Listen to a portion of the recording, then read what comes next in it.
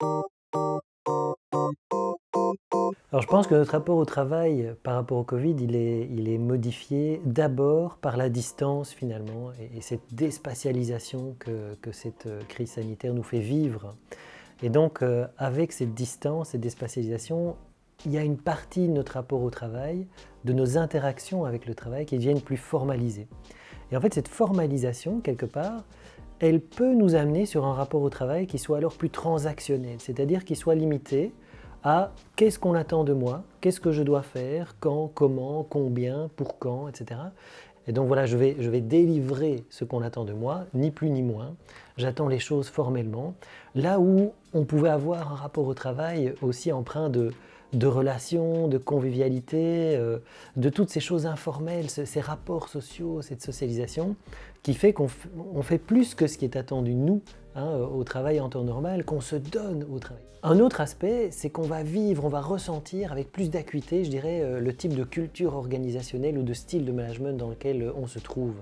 Et donc par exemple, si on a une culture managériale ou un style managérial qui est un peu plus contrôlant, eh bien les travailleuses et les travailleurs, ils vont le sentir de manière plus intrusive parce qu'ils sont à distance, parce qu'ils sont chez eux et parce qu'on est sur un rapport qui est un peu plus transactionnel. Et donc certains travailleurs nous disent, mais moi j'ai l'impression d'être fliqué, on me demande plus comment ça va, j'ai pas d'échange sur le comment, la reconnaissance de la manière dont je fais mon travail, de qui je suis, etc. Je ne la trouve pas. Par contre, je dois rendre des comptes sur ce que je fais. Mais on a l'inverse aussi, dans des cultures managériales très liées par exemple à l'autogestion, à la responsabilisation, à la grande autonomie, on a des travailleurs, des travailleuses qui nous disent « moi j'ai l'impression d'être complètement abandonné ». Donc ce que ça change, c'est dans ce rapport au travail, c'est que on se rend davantage compte peut-être et on vit moins bien certains aspects saillants de la culture organisationnelle.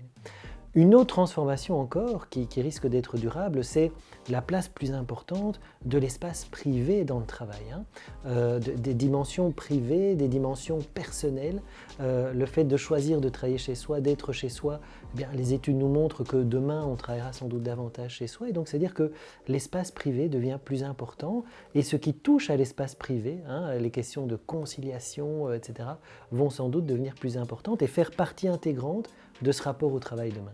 Un autre effet aussi qu'on commence à constater, à documenter de cette mise à distance du travail que nous vivons, c'est au fond ce questionnement que les personnes ont sur leur vie au travail et finalement sur le sens alors effectivement du travail, mais qui amène à des réorientations, qui amène parfois à des démissions, à des déménagements, à des choix d'une autre vie.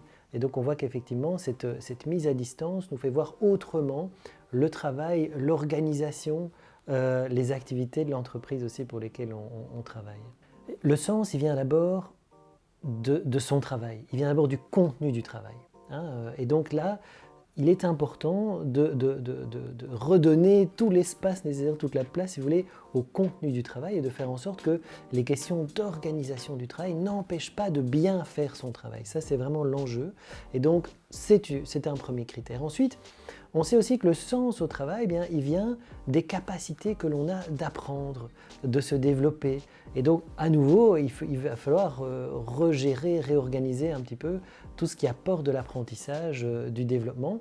Et puis, on a aussi ce côté relationnel, les relations entre les membres d'une équipe de travail, avec le management, qui peuvent contribuer aussi, dans certains égards, à altérer le sens du travail. Et donc, l'enjeu, c'est de redonner toute la place, de valoriser ce travail réel que nous faisons, et donc d'être centré sur la gestion de ce travail-là.